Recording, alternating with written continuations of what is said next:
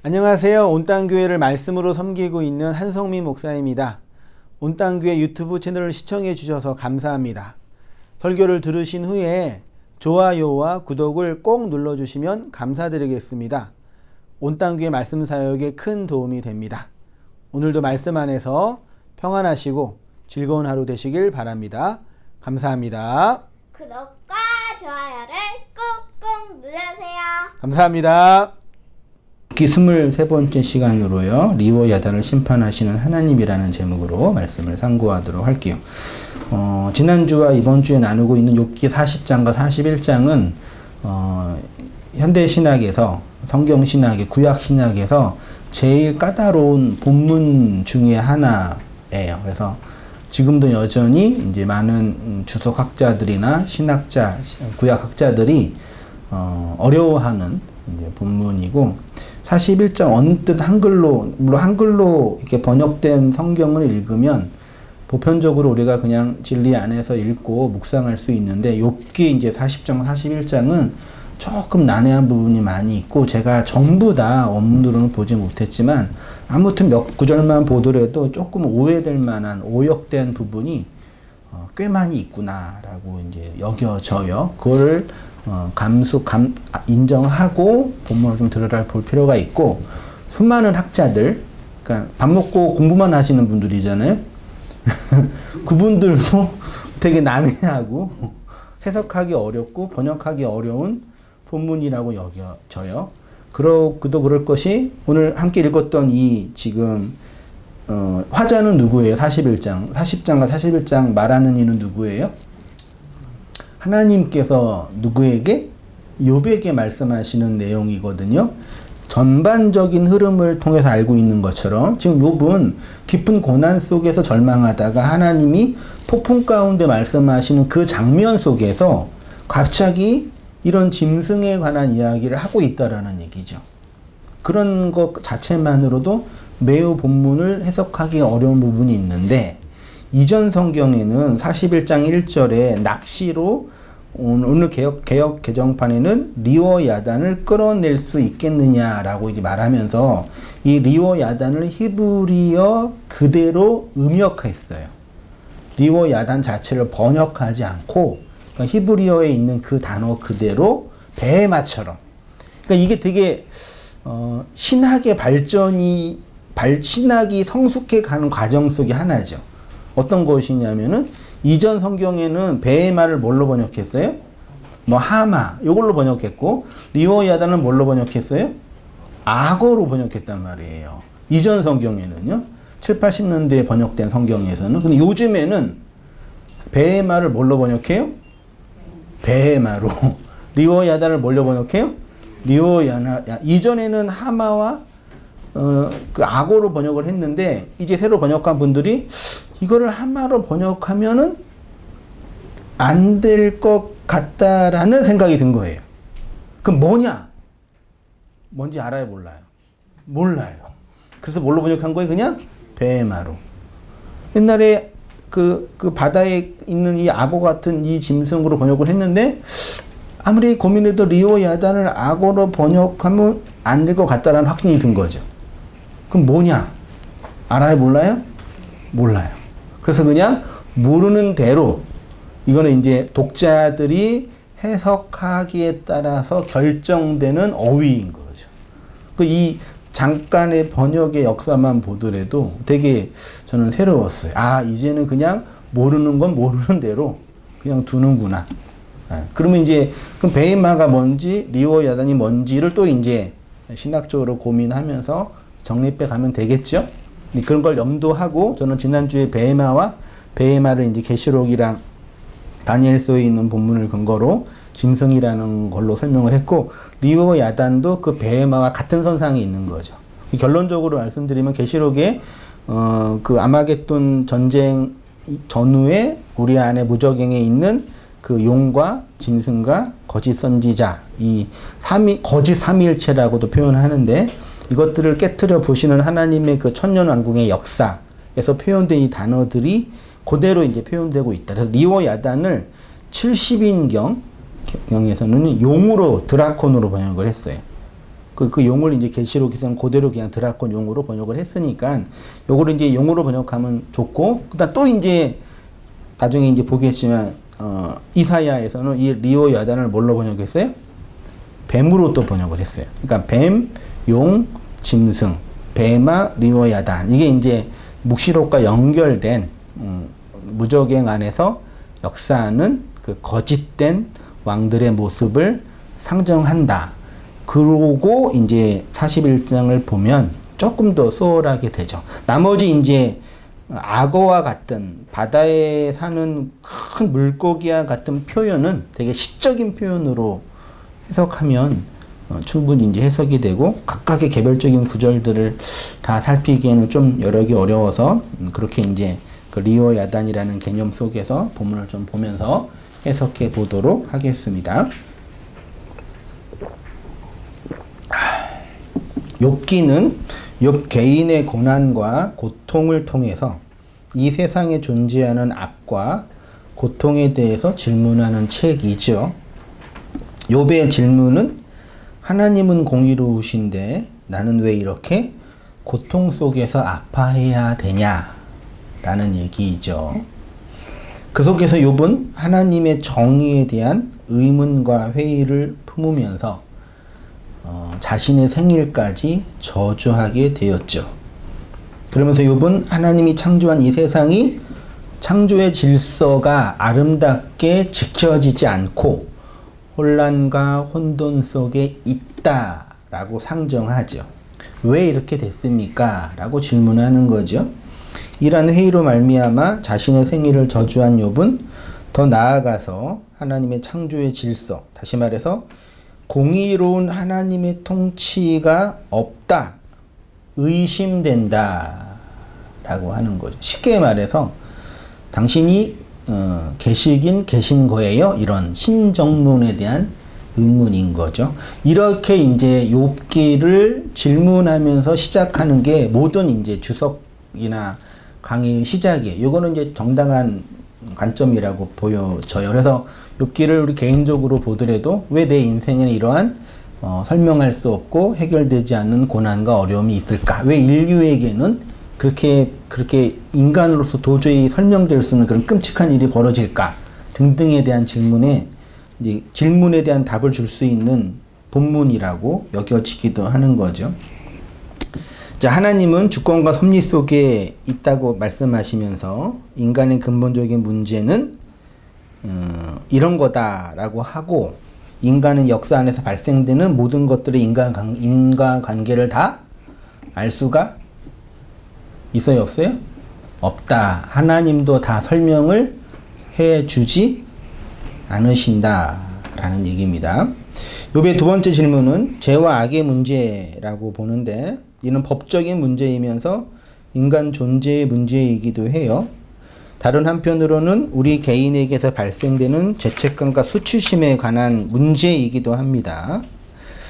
하나님은 이 문제를 자연세계 너머에 있는 악의 세력에 관한 것으로 말씀을 하시는데, 그게 이제 베헤못과 리워 야단이라는 단어로 설명해 주신 듯 해요. 지난 시간에는 베헤못에 대해서 살펴보았고, 오늘은 이제 리워 야단에 대해서 이제 잠깐 살펴보도록 할게요. 그 전에 이런 질문을 한번 해보게 됐습니다. 사람들은 자신의 인생 속에서 발생되는 수많은 사건들의 의미와 도덕성을 부여하고 싶어 해요. 이게 옳다, 그르다를 논하기 전에 인간은 당연히 그렇죠. 왜요? 인간만 하나님의 도덕적인 피조물이기 때문입니다. 뭐 개나 고양이가 내 주인은 왜 저런 사람이야 라고 회의를 하겠어요? 그러지 않잖아요. 인간에게만 있는 고유한 부분인 거죠. 근데 이제 이 부분에서 해석의 오류가 있어요. 왜냐하면 거기서 자신의 의와 정당함을 확보하고 싶어 하기 때문입니다. 예를 들어서 어떤 사람들은 비전이란 말로 자신이 하고 싶은 것을 하나님의 뜻으로 대치하죠. 요즘도 그러더라고요. 요즘도 이렇게 막 인터넷이나 그 기독교 관련 그 매체를 보면은 뭐 다니엘 기도회 무슨 기도회 하면서 그런 옛날에 집회했던 것처럼 많이 하던데, 강사들이 항상 그런 그 젊은이나 청년들한테 그런 질문을 항상 해요. 당신의 비전은 무엇입니까? 제가 청년 때 맨날 들었던 얘기거든요. 그 비전은, 어떤 분은 뭐 북한 선교라 그러고 북한의 뭐 의료기관을 만드는 거라고, 어떤 분은 뭐 목회 교회를 크게 하는 거라고. 그래서 이제 그 비전이라는 거, 그 비전은 결국 뭐예요? 내가 하고 싶은 거예요? 하나님의 뜻이에요? 청년 때는 몰랐거든요. 저도 하도 너 비전이 뭐야 그러면 나 비전 뭐지? 나 그냥 월급 주는 회사 다니면서 결혼하는 게 내 꿈인데 그걸 비전이라고 하면 쪽팔릴 것 같고. 그래서 이제 뭐 캠퍼스 보고 막 세계 보고 막 뭐 배웠던 거 그냥 한 거죠. 그러니까 내가 그냥 졸업해서 직장 다니고 결혼하고 이렇게 사는 거, 근데 내 소원이야. 이거는 그냥 내 소원이지, 욕망이잖아요. 근데 그거를 감추어서 자신의 비전과 꿈이라고 대치하는 거죠. 거기에는 뭐가 있냐면, 나의 욕망을 뭐 하고 싶은 거예요? 정당화하고 의롭게 하고 싶은 인간의 도덕적 혹은 종교적 욕망이 내재되어 있는 거죠.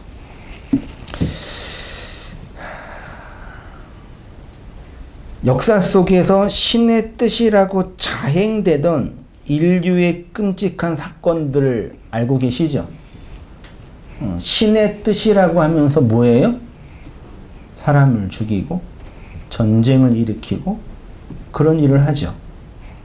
그러니까 아까 저는 비전은 개인적인 거였다면, 그거는 이제 되게 국가적이고 전체적인 문제죠. 그래서 사람들은 어떤 사건이 발생될 때 그 사건에 대한 신학적인 해석을 하고 싶어 해요. 저희도 이제 저희 큰아들이 이번에 수능을 봐가지고 수능 보기 전날 이제 격려와 이제 뭐 차원에서 이제 같이 이제 간단하게 식사를 가족끼리 했거든요. 식사하고 나오는데 차 위에 전화번호가 있는 거예요. 무슨 느낌이 안 좋더라고. 전화번호를 딱 보니까 이제 그 차를 누가 받고 그냥 간 거예요. 그래서 이제 그 트렁크 앞에 그 범퍼를 받고 그냥 가가지고 전화번호를 남겨놔가지고 왜 이렇게 했냐면 해서 이제 정리를 했는데, 그러죠, 어떤 분이. 수능 전날. 왜 그런 접촉사고를 당했을까? 그쵸. 다 똑같네요, 다. 액땜만, 왜 다 똑같지요? 답을 제가 안 드렸는데, 다 그 얘기를 하시더라고요. 그냥, 진짜 그냥 김여사 아줌마한테 당한 거거든요. 여성을 부인하는 게 아니라, 전화하니까 아줌마더라고. 옆에 그 하얀 차가 있었는데, 느낌이 좀 안 좋았거든요. 이 차가 좀 내릴 때도. 근데, 아니나 다를까 그냥 받고 그냥 가시더라고요. 전화 남겨놔서 그나마 좀 하고는 있는데, 왜 액땜이라고 서로 얘기해 줄까? 그 작은 우리의 그냥 일반적인 얘기지만 좀 의미를 좀 부여하자면, 어떤 사건과 일에 대한 그 신학적인 해석을 함으로 나를 위로하고 정당화하려는 심리가 깔려 있는 거예요. 그거는 그냥 민간 신학 일반적인 문제가 아니에요. 근데 이게 우리의 내면과 하나님과의 관계를 해석한다면 큰 이제 그 중요한 영역이 될 수 있다라는 얘기죠. 욥의 질문, 새 친구들과의 변론도 결국 이 문제예요. 왜 갑자기 하루아침에 욥이 가난하게 됐지? 왜 이렇게 자녀들이 다 죽었지? 왜 그러는 거지? 하나님의 뜻이 있을 거야. 그렇게 섣부르게 그 뜻을 자신의 신학에 맞추어서 해석하려고 하죠. 그러면서 욥을 정죄하고 비난하고, 그 속에서 욥은 뭘 겪어요? 물리적인 고난과 어려움 정도가 아니라 내적인 정죄감과 수치심을 겪는 거예요. 이게 되게 중요합니다. 우리가 어떤 일을 당할 때 그 일에 대한 물리적인 고난 때문에 우리가 정말 절망하는 경우는 없어요. 물론 그런 부분, 예를 들어서 지난주 잠깐 말씀드렸지만 오늘날 젊은이들이 많은 걸 포기하면서 뭐 결혼도 포기하고 직장도 포기하면서 적당하게 이렇게 산다고 하잖아요. 그러니까 이런 얘기를 하면은 이제 옛날 전쟁을 겪으시고 어려움을 겪었던 어르신들이 어떻게 얘기해요? 그러니까 쉬운 말로 지금 사는 게 어려워요? 50년 전에 사는 게 어려워요? 물리적으로 보면은 그때는 실제로 굶어 죽었잖아요. 실제로. 말도 안 되는 그런 환경 속에 살았잖아요. 근데 지금은 어쨌든 문명 속에 살고 있잖아요. 좀 여건이 나아진 문명. 근데 많은 사람들은 여전히 고통스럽고 아파하면서 심지어 자살도 하고 그렇게 절망한단 말이에요. 그걸 비난하는 게 아니라, 그러니까 제가 말하고 싶은 건 뭐냐면 객관적인 물리적 고통 자체가 우리를 정말 고통스럽게 하는 게 아니다라는 얘기. 그 얘기 하고 싶은 거예요. 객관적으로 우리가 피부로 느끼는 이 고통이 우리를 고통스럽게 하는 게 아니란 얘기예요. 근본적으로는. 뭐예요? 오늘날 인문학적으로 말하면 상대적인 박탈감 뭐 이렇게 표현하는데, 그걸 제가 오늘 뭐라고 표현했냐면은 내적인 수치심과 정죄감. 그러니까 욥을 정말 힘들게 했던 거는 재산을 잃어버리고 자식이 죽고 이런 물리적인 고통이 아니라, 그것도 힘들었지만 더 근본적인 고통은 뭐예요? 이런 물리적인 고통을 당했는데 이것에 대한 해석이 뭐예요? 네가 이런 고통을 당했는데, 이런 고난을 당하는데 그것은 뭐예요? 하나님의 심판이고 하나님의 저주다라는 2차적 해석이 욥을 고통스럽게 한 거고, 욥 자신도 그것 때문에 힘들었던 거예요. 근데 이 부분은 오늘날 우리에게도 동일하게 적용돼요. 우리 안에도 그대로 나타난다니까요. 그래서 욥에게 내가 지은 죄가 있어서 고난을 겪는 것이라고, 네 마음이 순수하지 않았기 때문에 자녀들이 몰살당한 것이라고, 이런 진리 입장에서는 말도 안 되는 정죄를 하죠. 근데 오늘날도 동일하게 이런 일들이 반복되고 있지요. 이런 식으로 하나님의 뜻이라고 하면서 도덕적 훈계, 종교적 정죄를 하지요. 특히 우리 인생들은 자신의 인생의 비극적인 사건들에 대한 공포와 두려움이 매우 가득합니다. 그 공포의 본질은 그 사건 자체에 대한 아픔이나 고통뿐만 아니라 그 사건에 대한 도덕적 비판과 종교적 정죄에 대한 두려움이 더 크지요. 사람들은 이것 때문에 무너져요.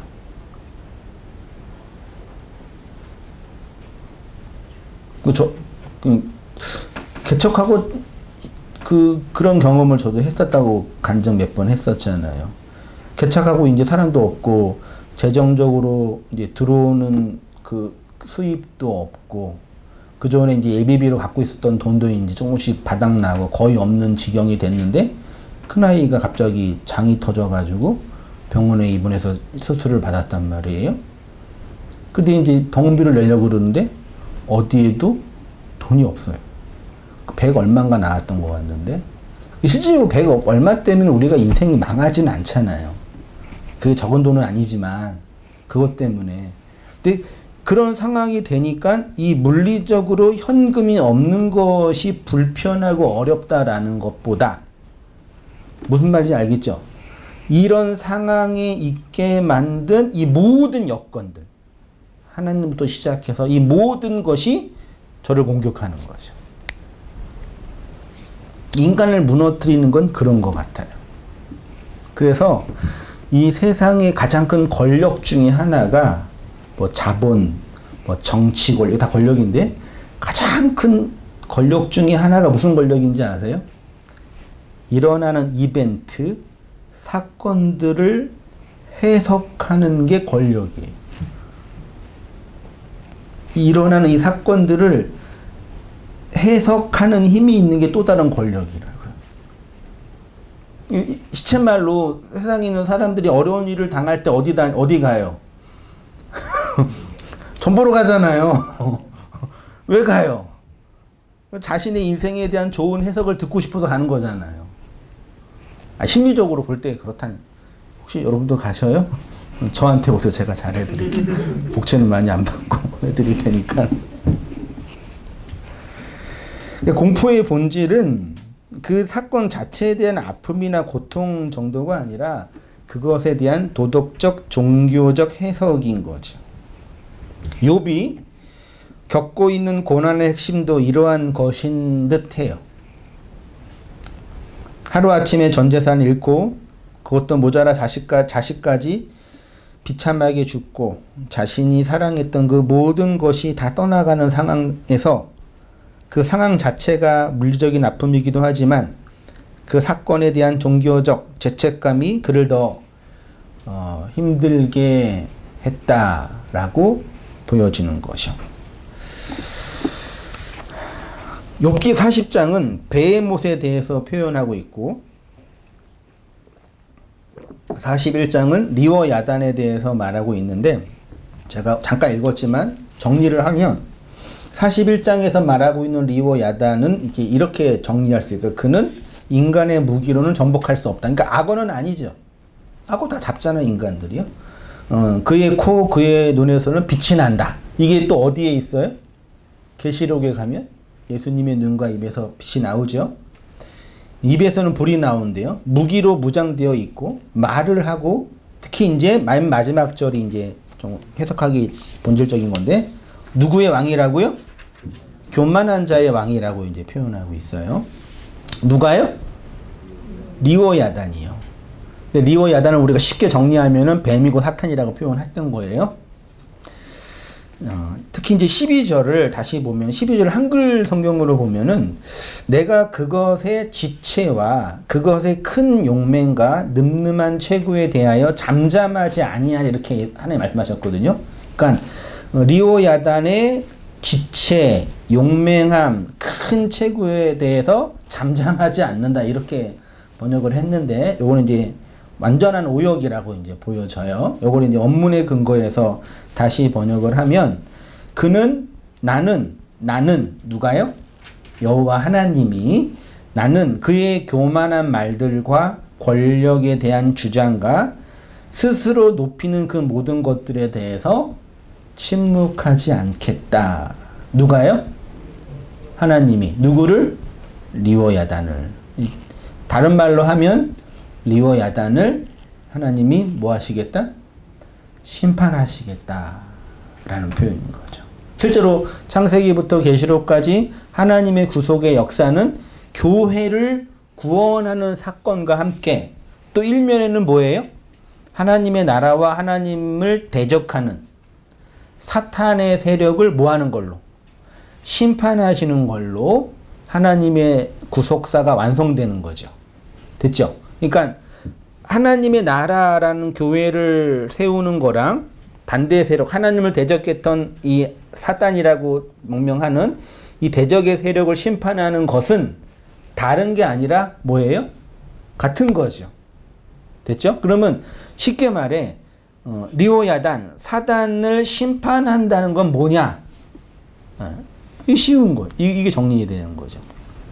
그 리워 야단이라는 그 물리적 실체를 하나님이 심판하는 것이냐?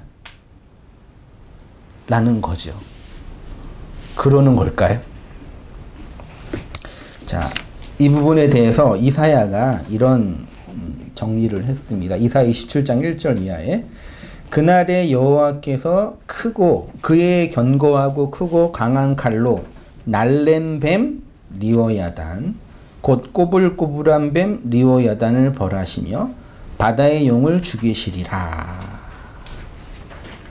이렇게 표현하고 있습니다. 이사야 27장 1절에 묘사된 이 짐승의 종류가 세 종류가 있잖아요. 첫째는 무슨 뱀이요? 날랜 뱀이에요. 날랜 뱀 리워야단. 두 번째로는 꼬불꼬불한 뱀 리오야단. 세 번째는 바다의 용이라고 표현하죠. 아무튼 이사야는 이 리오야단을 뱀과 바다의 용으로 이제 상징하여 세 종류로 구분해서 표현하고 있고, 하나님이 이 세 짐승을 뭐 하신대요? 심판하시는데, 심판의 방식이 뭐라는 얘기예요? 뭘로 심판하신대요? 견고하고 크고 강한 뭐요? 칼로 그 뱀과 용을 벌하신다. 심판하여 죽이신다 라는 얘기죠. 1차적으로 자 보세요. 이사야가 지금 이 날렘뱀 리오야단, 꼬불꼬불한 뱀 리오야단, 바다의 용, 이 세 짐승을 1차적으로 지칭하는 건 뭐겠어요? 당시 이스라엘을 대적했던 이방의 열왕, 나라들, 제가 이렇게 표현해 읽어볼게요. 날렘뱀 리오야단, 꼬불꼬불한 뱀 리오야단, 바다의 용, 이 세 짐승이 상징하는 것은 역사적으로 이스라엘을 대적한 나라들이에요. 날렘뱀 리오야단은 물살이 급하고 빠른 티그리스 강에 위치한 어느 나라요? 아시리아, 아수르를 상징하는 거고요. 꼬불꼬불한 뱀 리오야단은 구부러진 곳이 많은 유브라데스 강에서 번성한 바벨론을 가리키는 거고요. 바다의 용은 당연히 나일강에서 있는, 나일강에 위치한 애굽, 그러니까 아수르, 바벨론, 애굽, 이게 이제 이사야 시대의 이방 나라들의 모습. 이후에 이제 다니엘서까지 가면은 메데 페르시아나 그리스나 로마까지 연결이 되는 건데, 이 나라들은 그냥 각각의 연결된 나라지만 한 가지 분명한 것은 뭐예요? 하나님의 나라, 이스라엘을 대적하고 공격했던 악의 무리들을 상징하는 거죠. 이 나라들이요. 그걸 지난주에는 베헤마라는 단어로 표현을 했던 것 뿐인 겁니다. 그래서 이러한 짐승, 모든 역사 속에서 하나님과 하나님의 나라를 대적했던 어떤 거대한 세력, 하나님의 원수를 상징하죠. 됐죠? 그래서 하나님 이러한 대적들을 견고하고 크고 강한 뭘로요? 뭘로요? 칼로 벌하시고 죽이신대요. 이러한 뱀과 용에 대한 말씀이 종말론적으로 기록된 것이 요한계시록이잖아요. 또 내가 봄에 천사가 무저갱의 열쇠와 큰 쇠사슬을 그의 손에 가지고 하늘로부터 내려와서 용을 잡으니 곧 옛뱀이요, 그 용을 옛뱀이요 마귀요 사탄이라 잡아서 1000년 동안 결박하여 무저갱에 던져놓고 잠그고 그 위에 임봉하여 1000년이 차도록 다시는 만국을 미혹하지 못하게 하였는데 그 후에는 반드시 잠깐 놓이리라. 자주 봤던 말씀이잖아요. 성경에서 하나님을 대적하는 대표적인 세력이 뱀과 용으로 묘사됐잖아요. 그 요한은 이 뱀이 용이고 마귀이고 사탄, 뱀 등등등 이라고 표현하고, 얘네들이 일하는 곳이 어디예요? 무저갱. 일하는 방식은 미혹. 일하는 기간은 몇 년? 1000년. 이래요. 성경에서 뱀은 어떤 존재로 상징됐냐면 하나님을 대적하고 반대하는 자였지요. 근데 이 하나님을 반대하고 대적하는 자는 결국 누구로 지목되냐면 뱀의 자리에서 하나님을 뱀으로 바라보고 있는 누구요?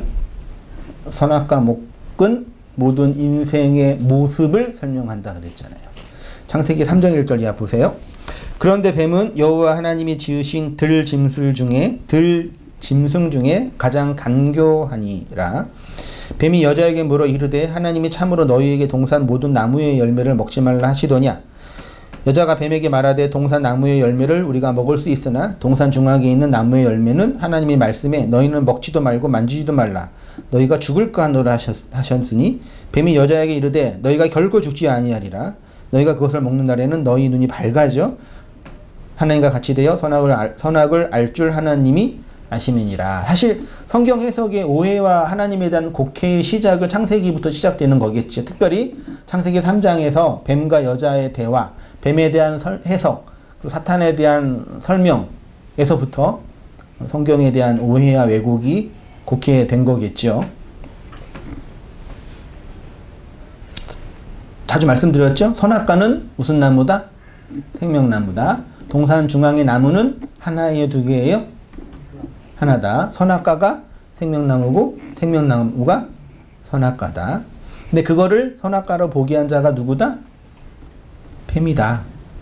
그 결론 말씀드렸잖아요. 자, 창세기 3장 3절을 보면 하나님은 여자에게 나무의 열매를 자신의 손으로 도달해서 먹지 말라고 하셨어요. 그 이유는 그렇게 먹으면 죽기 때문이죠. 그러니까 말씀드렸듯이 계시록에 가면은 하나님이 그 교회에게 뭘 준다 그래요? 동산 중앙에 있는 생명나무의 열매를 먹여준다 그랬죠. 계시록에 가면은. 근데 창세기 3장에서는 아담과 하와가 뭘 먹었어요? 생명나무가 아니라 선악과를 먹었잖아요. 이거 어떻게 해석해야 됐어요? 그러니까 선악과의 열매를 먹는 것 자체는 문제가 아니죠. 어차피 먹는 거죠. 그리고 또 먹고 태어난 거죠. 모든 인생들은 선악과 먹고 태어난 거죠. 근데 선악과와 생명나무를 구분하는, 쉽게 설명해서 구분하는 그 기준은 뭐예요? 본문에 나와 있잖아요. 선악과는 누가 먹어요? 뱀의 유혹을 받아 내가 손을 뻗어서 먹고, 생명나무는 하나님이 건네서 주어지는 거죠. 이게 정확하게 율법과 은혜를 대비하는 거죠. 단순해요. 그렇죠.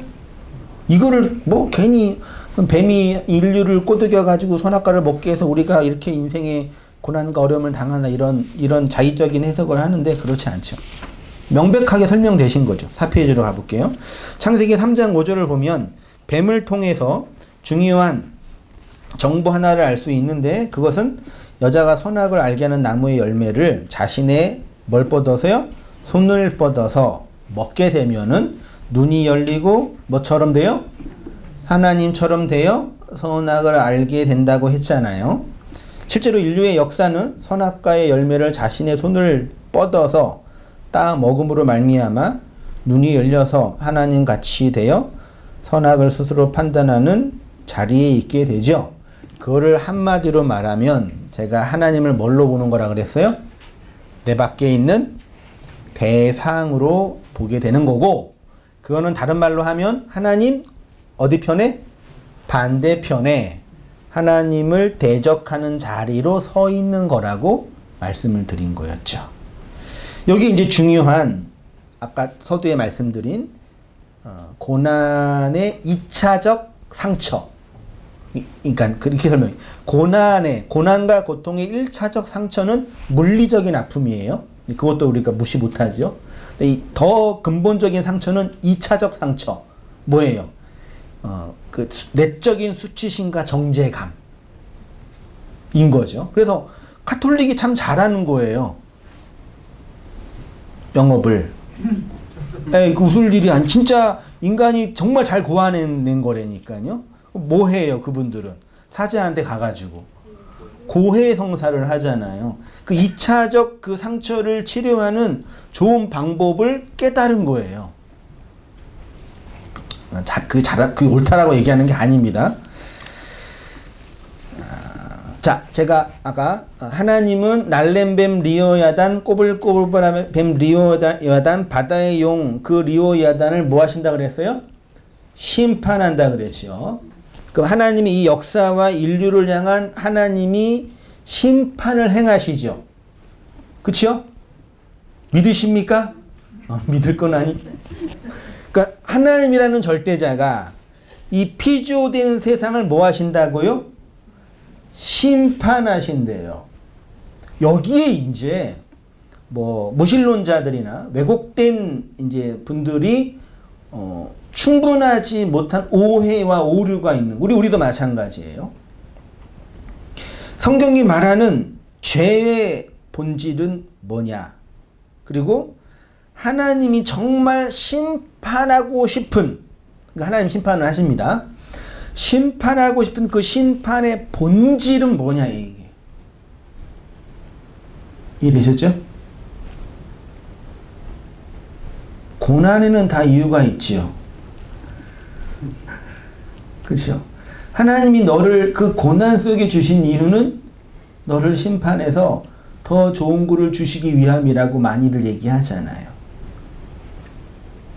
이렇게 말씀드릴게요. 인간의 이성으로는 도저히 파악할 수 없는 분이 누구예요? 하나님이죠. 그걸 이제 철학적으로 그냥 초월적인 존재라고 상정한 거예요. 그쵸? 우리의 감각, 이성, 과학 능력으로는 감지하거나 도달하거나 인지할 수 없는 분이시겠죠. 동의하시나요? 아니 우주만 보더라도 우주가 1초에 수십억 년 광년씩 팽창하고 있대요. 1광년이 뭔지 아시죠? 빛이 1년 동안 가는 시간이래잖아요. 1초에 거의 지구 20바퀴인가 돌잖아요. 빛의 속도가. 이 세상, 이 우주가 이렇게 지금도 확장하고 있단 말이에요. 그 인간의 이성으로는 이 우주를 조금이라도 파악할 수 없잖아요. 고작 이 태양계 안에 있는 수금지와 목도 천의 명이 있다 정도잖아요. 아니 그 우주보다 더 크고 위대하신 분이 하나님일 터인데, 됐죠? 그럼 그 하나님이 인간의 이성과 인간의 도덕성으로는 도저히 파악할 수 없는 그 하나님이 세상에는 신이라고 하는데, 그 신이 인간들끼리 합의한 도덕적인 규칙 몇 개를 인간들이 어겼다고 그 인간을 하나님이 심판하신다는 게 말이 돼요? 지금 전부 뭐라 그러는 거야? 그럴 수 있는데, 아니, 우리가 죄를 지어서 다른 사람한테 피해를 줘가지고 배상을 하거나 용서를 구하는 건 우리의 문제고, 대체 이거 우리의 문제고, 그걸 필요 없다는 얘기가 아니라, 그건 우리가 해야 할 우리의 인생의 문제고요. 하나님을 생각해 보자는 얘기죠. 그 절대적인 존재자가 나를 심판하신대요. 네? 나를 심판한대요. 근데 그 절대적인 존재자에 비해서 나는 있는 거예요, 없는 거예요? 정말 없는 거예요, 저는요? 없는 거잖아요. 먼지의 티끌 같은 얘기죠. 그 티끌도 안 되는 그 아무것도 아닌 존재가 나잖아요. 하나님에 비해서는요. 근데 그 하나님이 나를 볼 때 요놈 봐라. 좀 목사라고 하는 놈이 제대로 일 안 하네. 아이 죽었어. 그러시겠냐고요. 저놈 봐라. 여기 크리스찬이 술 마시고 담배 피네. 가만두지 않겠어. 그러시겠냐고요. 세상에 아직도 크리스찬은 술을 마셔야 돼요. 담배를 마셔야 돼가 아니지. 술을 마시면 돼요, 안 돼요? 담배를 피면 돼요, 안 돼요? 그거 가지고 논쟁하는 게 아직도 있단 말이에요. 그게 술 마시고 담배 피는 게 정당하다는 얘기가 아니라 그걸 하나님의 뜻으로, 하나님 그걸 기뻐하세요, 안 기뻐? 이런 식으로 생각해 보세요. 그 절대적인 존재가 나를 심판하실 때 나의 개별적인 도덕성, 그거 누가 정한 거예요? 사람들이. 이거 하면은 좋은 거, 요거 하면 나쁜 거 정했잖아요. 국가 권력이나 사회가, 관습이. 그걸 어겼다고 하나님이 나를 심판하시겠냐고요. 이거 동의되세요? 이걸 동의 못하시면 아무것도 몰라요. 여기에서 인간의 수치심과 정제감과 비교의식과 대적과 등등이 나타나요. 그런 인간을 또 자기 말 하나 안 들었다고 지옥에 보내신다 그러네? 근데 그 지옥도 누가 만든 거예요? 그 지옥 누가 만들었어요? 하나님 만들었다고요? 인간들이 지옥이라고 상정한 그건 누가 다 만든 거예요? 다 인간들이 만들어 놓은 거예요. 지옥이 없다 그러는 게 아니라. 그걸로 정지하고 판단하고 비판해서 너는 나쁜 놈. 세 친구들이 욥에게 그렇게 얘기한 거예요. 그러니까 우리가 먼저 하나님의 뭐 풍성한 사랑과 은혜를 알기 이전에 이거 먼저 알아야 돼. 나는 하나님의 먼지라면서요. 난 아무것도 아니라면서요. 그러면 내가 잘한 거 몇 개로 칭찬하지도 않으실 거고 못한 거 몇 개로 심판하지도 않을 거란 말이에요. 동의하시나요? 그러면 여기서 이제 큰 이제 위험이 나오죠. 하나는 불가지론과 하나는 무신론이 이제 시작될 수 있는 거죠. 그 사실 불가지론과 무신론은 종교예요. 사실은 그게 하나님이란 없다라는 무신론이 아니라 무라는 신앙이 있는 종교라니까요. 불가 알 수 없는 하나님이라는 분이 있다라는 걸 믿는 게 불가지론인 거예요. 사실은요. 그 무신론의 개념은 사실 그것도 사실 종교의 개념인 거죠. 하나님은 정말 사람들은 정말 하나님을 오해하고 왜곡하고 곡해하고 있어요. 관습에 의해서 추정된 하나님에 대한 해석을 들어서 그렇게 하나님을 정죄해요. 그래서 일요일날 교회 안 가고 운전하고 가다가 사고가 나가지고 어떻게 해석해요? 이건 교회 안 갔기 때문에 하나님이 나를 심판하는 거다. 번 돈의 11조를 하나님께 드려야 되는데 11조를 안 드렸다고 하나님이 11조만큼 돈을 빼앗아 가시니 이건 안 된다. 이런 말도 안 되는 제가 극단적 예만 든 거예요. 그건 아주 극단적인 거고요. 그런 신학이 형성이 되는 거예요. 그래 놓고 그렇게 운영되어지는 크고 진짜 하나님이 심판하시고 벌하시는 그 죄의 본질은 그런 거 아닙니다. 그러니까 더 이상 그런 것 때문에 아직까지도 하나님을 원망하거나 세상을 미워하거나 누군가를 원망하고 있다면 빨리 벗어나세요. 그게 구원과는 상관없을 수도 있지만 그건 아니에요. 죄의 본질은 이것이죠. 선악과 먹고 스스로 하나님처럼 하나님 자리에 왕으로 살고 있는 모든 아담 군상들의 모습인 거죠. 하나님의 왕권을 스스로 도전한 인간을 지옥이라는 이 세상에서 구원하시는 것이 하나님의 왕권의 회복인 거죠. 하나님은 그렇게 짐승으로, 뱀으로, 용으로, 왕노릇 하고 있는 나와 아마겟돈, 즉 진리의 전쟁, 말씀의 전쟁을 일으키셔서 나의 바벨론, 아수르, 애굽의 그 왕권을 무너뜨리시겠다는 얘기죠. 그걸 계시록에서 이렇게 상징적인 언어로 표현한 거고, 그 욥기도 제가 늘 말씀드렸지만 시가선과 개인적인 그냥 어떤 이야기인 줄 알았는데 이게 다니엘서랑 계시록과 연결되는 묵시록이라고. 베헤마랑 리호야단을 잠깐 보면서 이걸 해석할 수 있는 그 해석의 관주는 다니엘서랑 계시록뿐이 없어요.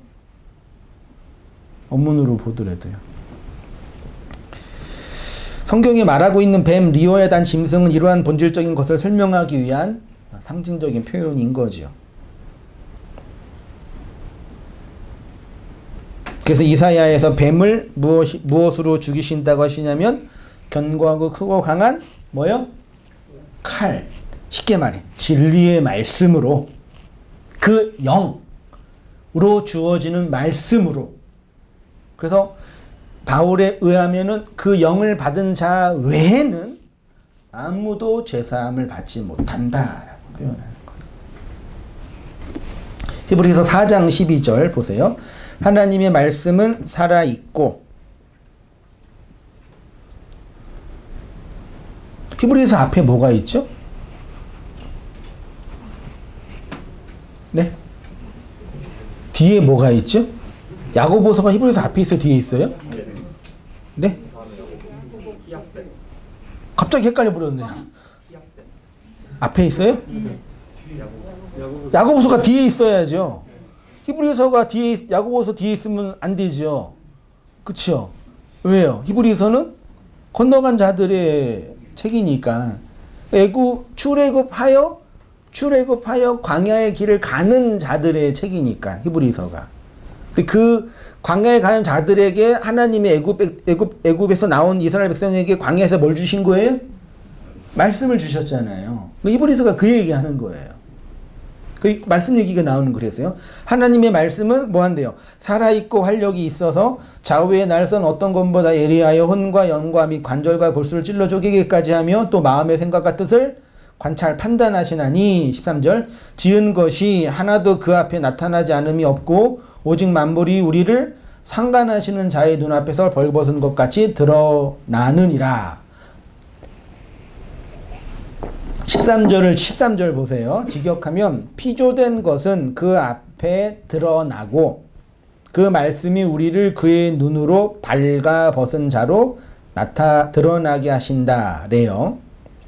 피조물, 다시 말해서 재창조된 자들의 본질은 그 말씀의 주체가 되어 벌거벗은 자로 드러난대요. 13절에 우리를 상관하는 자의 눈앞에 있지요. 보이시죠? 요 상관하다가 헬라어로 뭐라고요? 성적인 관계를, 원래 한자도 상관이 그 뜻이잖아요. 그렇죠? 네. 그러니까 성적인 관계를 맺다예요. 그러니까 하나님의 말씀이 우리를 발가벗겨져서 성적인 관계를 맺게 한다라는 표현인 거죠.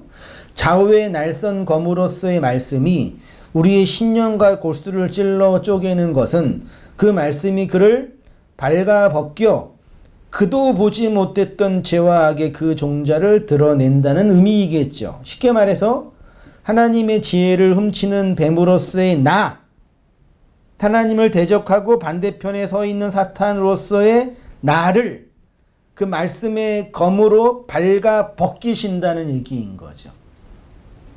그걸 이스라엘 백성이 어디서 경험했다고요? 광야에서.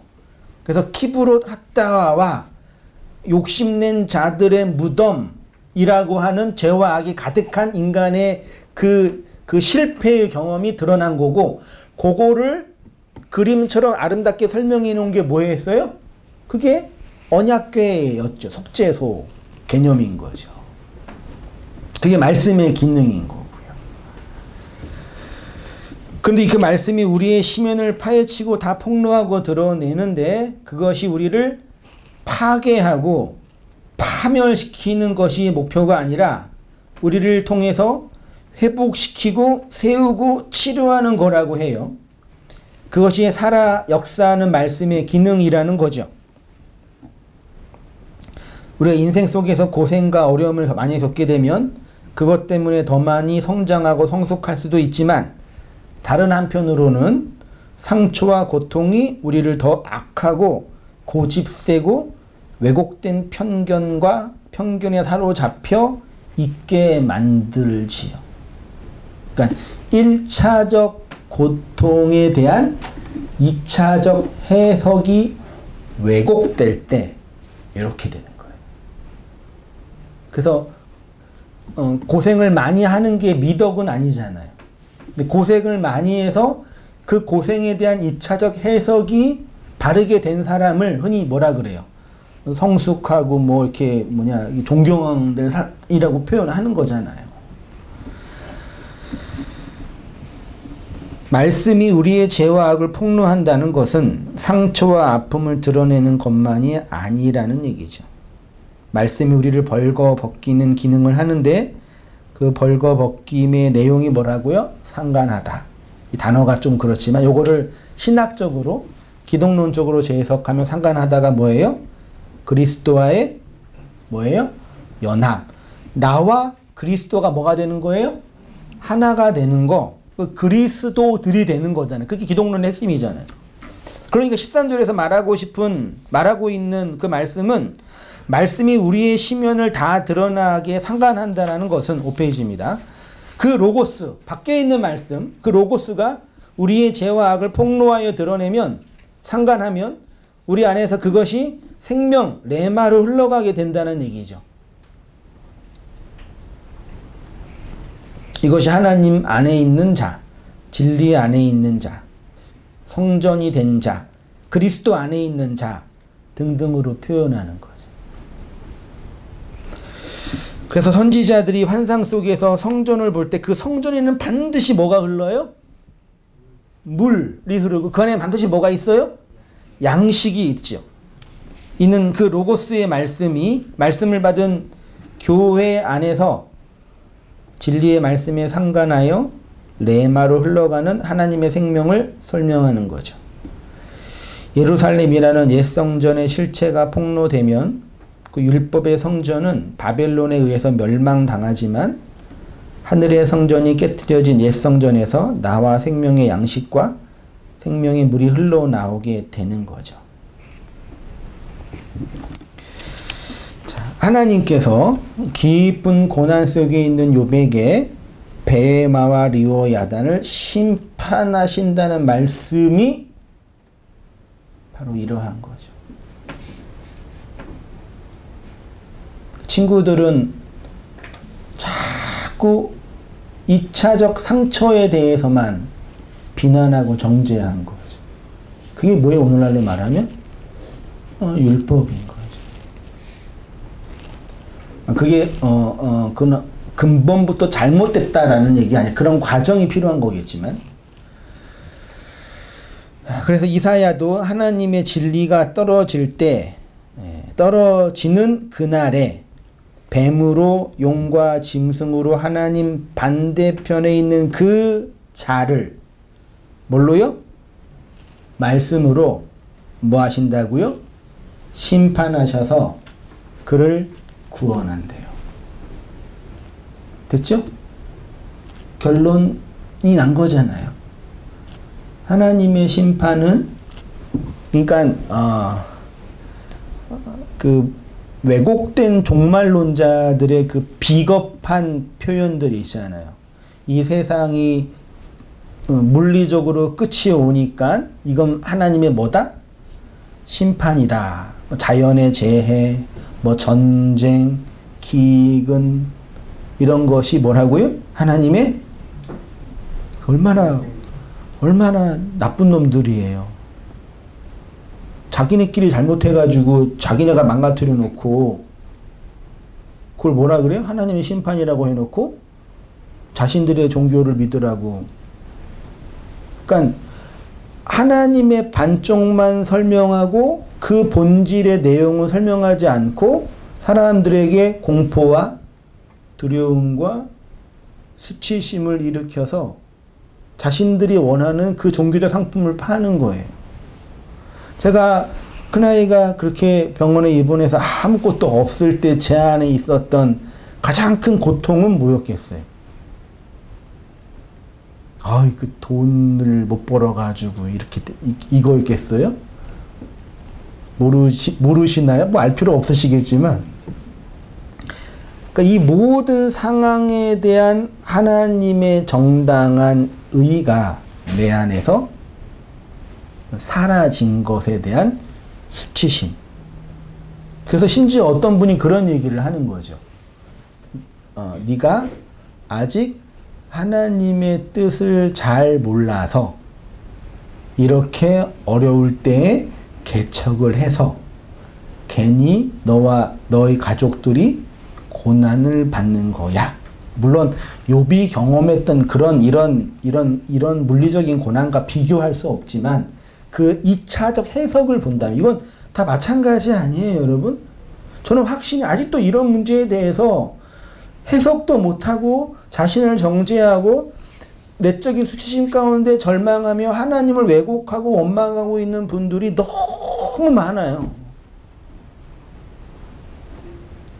돈 자체가 없기 때문에 그런 거는 돈 벌면 되는 거죠. 예. 그건 물론 돈 버는 것도 쉽지 않은 일이지만 세상에서는 그러면 그건 해결이 될 문제잖아요. 그 2차적 해석에 대한 거라니까요. 그러니까 사람들의 상처와 사람들의 원망과 사람들의 눈물을 찬찬히 들여다보면은 그 1차적 고난 자체 때문에 절망하기보다는 2차적인 그런 해석에 대한 오류 때문에 절망한 게 더 많단 말이에요. 전 욥기를 보면서 그런 제 인생과 역사를 또 돌아보기도 하고 그러한 인간의 보편적인 문제를 또 보게 된다니까요.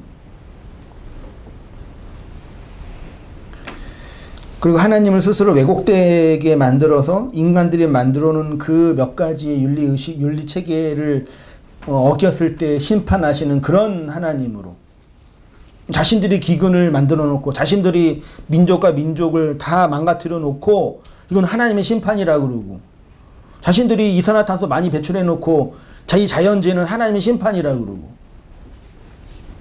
인간의 욕망에 의해서 만들어진 거예요. 그걸 성경이 뭐라 그래요? 너와 나의 욕망에 의해서 만들어진 이 세상을 뭐라 그래요? 천국이라 그래요? 그걸 뭐라 그래요? 그걸 지옥이라 그러잖아요. 그래 놓고 불교에서는 뭐 팔렬지옥 만들어 놓고 니네가 죄 범하면 이런 데 빠질 거야.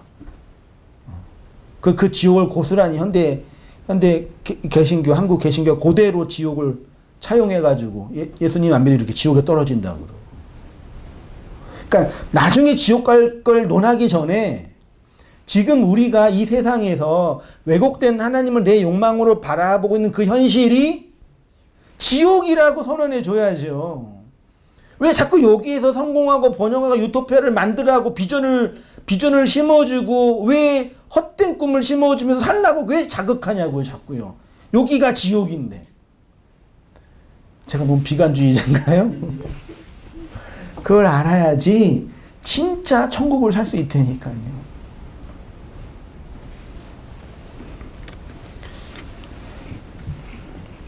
선지자들과 예수님이 그 실체를 설명하려 이 땅에 오셔서 그 진리를 전하다가 물리적 유토피아를 꿈꾸는 사람들에 의해서 무참하게 살해를 당한 거.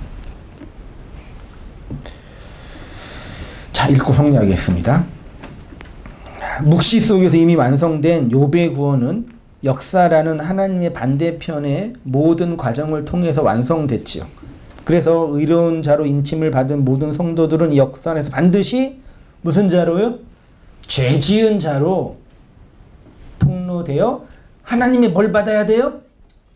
심판을 받아서 멸망당해야 돼요. 할렐루야. 제가 이 저주의 언어를 이렇게 자신있게 선언할 수 있는 거지요. 그게 뭔지 설명드렸으니까 제가 이제 이해되셨죠? 그 죄와 불의를 다른 사람, 다른 곳으로 보지 마시고 내 무적행 안에서 용과 짐승과 거짓 선지자로 드러나고 있는 그 나의 실체를 직면해야 되죠.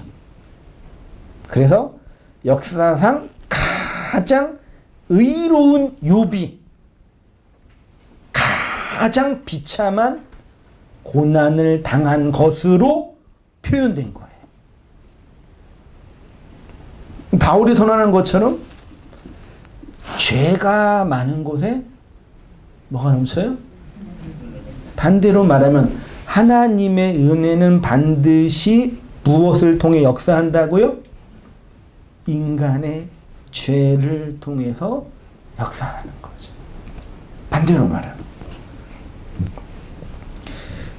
죄가 넘치는 그곳이 무적행이고 그 무적행 안에 짐승과 용과 뱀으로 강력한 힘으로 또아리를 뜨고 있는 게 인간의 그 자아, 나의 본질이라니까요. 그거를 뭐라 그런다고요? 지옥이라 그런다. 예수님이 지옥의 뱀이 되어 그 마지막 하늘을 완성하셔서 나를 하나님의 나라로 세우시는 것이 성경의 역사이고 하나님의 구속사인 거죠. 그래서 어느 누구도 이제 여러분들을, 우리를 뭐 할 수 없어요? 정죄할 수 없는 거죠. 그게 바울이 말했던 신학의 본질이잖아요. 욥기는 정확히 이러한 복음의 진술을 말하고 있습니다.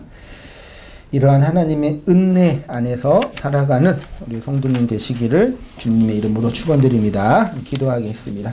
하나님 아버지, 우리 인생의 고난과 고통의 근원, 본질이 우리의 육체의 감각이나 외적인 표피의 문제가 아니라 우리 심연과 영 안에서 일어나고 있는 하나님과의 관계성인 것을 말씀을 통해서 또 배우고 나눕니다.